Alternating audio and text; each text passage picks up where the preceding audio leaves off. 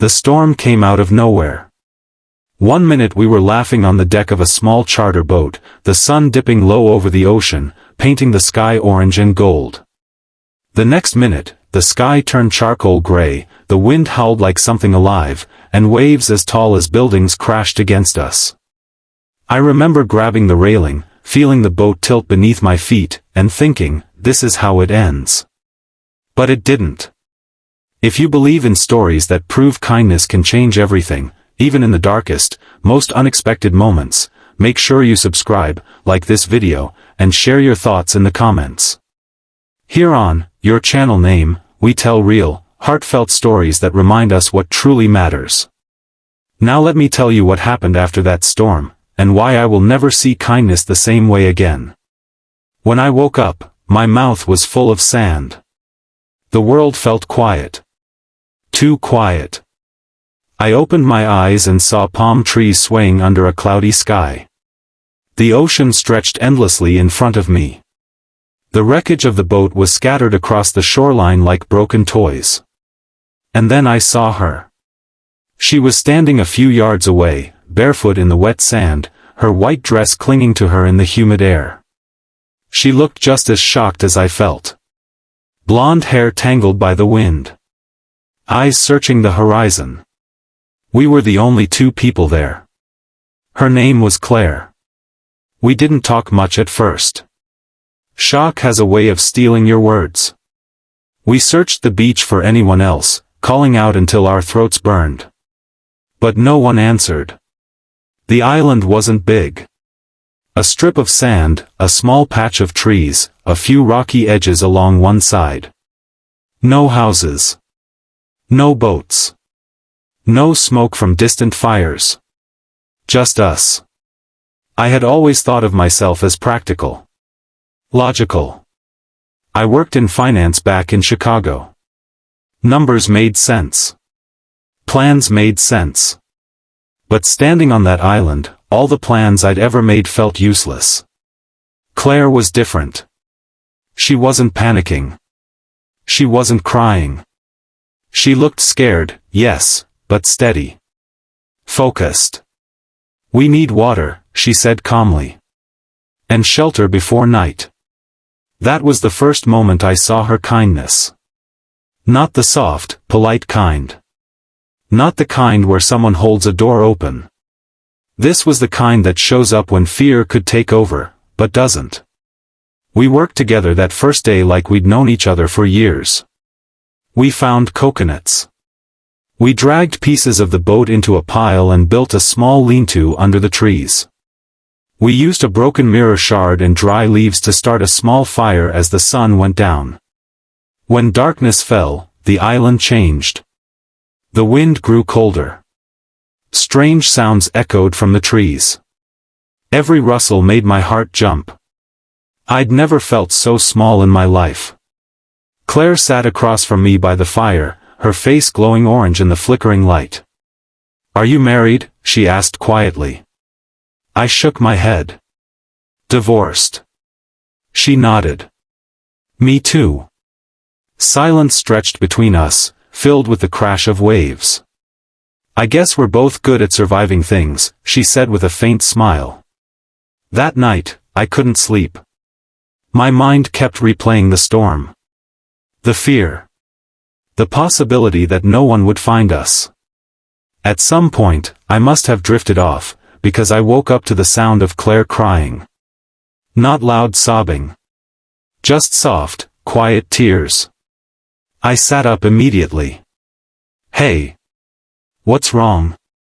She wiped her face quickly, embarrassed. "Nothing. I'm sorry." "It's not nothing." She stared into the dark trees for a long moment before speaking.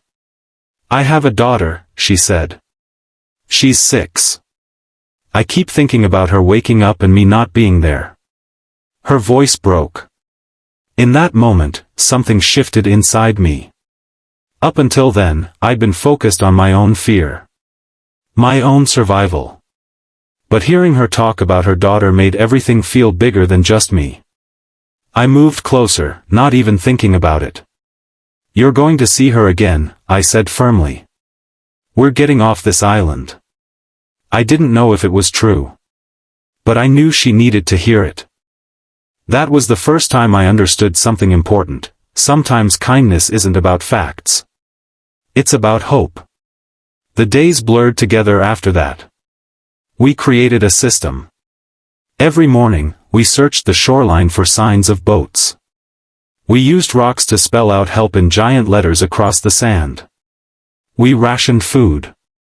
We collected rainwater in pieces of plastic we'd salvaged. There were moments of frustration. One afternoon, I snapped. We had tried to climb the rocky side of the island to get a better view of the ocean, and I slipped, scraping my arm badly. Blood ran down to my wrist. I cursed loudly, kicking a stone into the water. "This is pointless," I muttered. "No one's coming." Claire walked over slowly. She tore a strip from the inside lining of her dress and gently wrapped it around my arm. "Don't," she said softly. "Don't what?" "Don't give up before we have to." I looked at her, annoyed. "You don't know that we're getting out of here." "No," she said. "But I know we won't if we stop trying." Her hands were steady as she tied the fabric tight. That was the second time her kindness hit me, not as comfort, but as strength. That night, after we'd eaten a small dinner of fruit and what little we could gather, we sat watching the horizon turn pink. She was quiet for a long time. Then she said something that stopped my heart. "I'm just a woman," she began slowly. "And you're what I want." I turned to her, confused. She wasn't smiling. She wasn't flirting. "I don't mean, like that," she said quickly. "I mean right now. In this moment. I don't want to be alone in this. I don't want to survive this alone." The wind lifted her hair, and I saw the fear in her eyes, not fear of the island, but fear of isolation. It wasn't romance.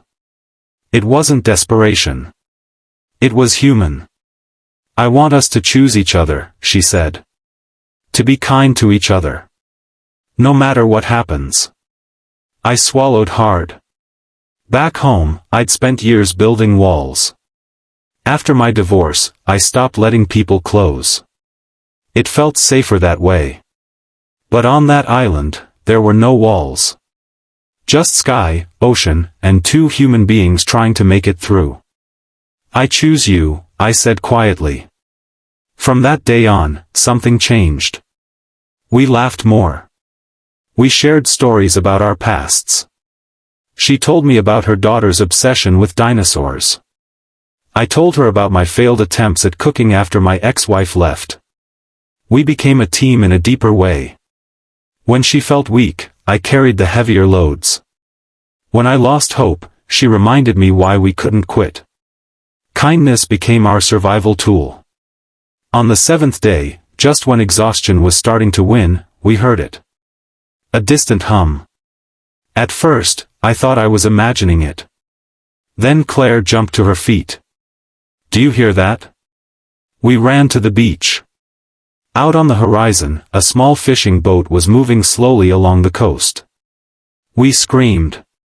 We waved burning branches from the fire. We jumped up and down like children. For a terrifying moment, the boat kept moving. And then, it turned. I don't remember the details clearly after that. Just the overwhelming relief as the fishermen pulled us aboard. The taste of fresh water. The sound of a radio crackling with voices. We were taken back to the mainland. To hospitals. To phone calls filled with tears. Claire's daughter ran into her arms at the marina 2 days later. I stood back and watched, my chest tight. Before she left, Claire walked over to me. "You kept your promise," she said. "So did you." She smiled. "We survived because we chose kindness," she said. "Don't forget that." I haven't. Back in Chicago, life returned to normal on the surface. Work. Traffic. Bills. But I wasn't the same. I started volunteering at a local shelter once a week. I called my parents more often. I apologized to my ex-wife for the ways I had shut down during our marriage. Because I realized something on that island: survival isn't just about food and fire. It's about choosing to care. Claire and I still talk sometimes. Not every day. Not even every week. But every time we do, there's a quiet understanding between us. We were strangers thrown together by a storm. But it was kindness that saved us. So if you're watching this right now, maybe you're not trapped on an island. Maybe your storm looks different.